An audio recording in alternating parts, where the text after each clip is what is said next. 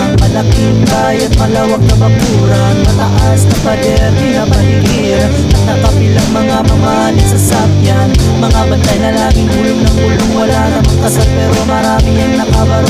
Tumakas man ang ulan ay walang butas ang buko, mga platong kutsara na hindi nilalangtong, at ang kaninis ang puti ng gatas na nasakang, at kahit na inipas ko sa lamesa mayamang sarap siguro manirahan sa bahay na ganyan. Sabi pa nila ay di ko muli matatagpuan ng tao na nagmamayari ng isang upuan, na pag may pagkakatao'y pinag-aagawan, kaya naman hindi niya pinagkakawalan. Kung makikita ko lamang siya ay ang isisigawan.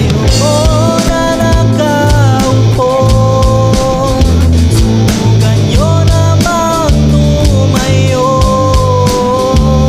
at baka matanaw ninyo ang tunay ng kalagayan ko.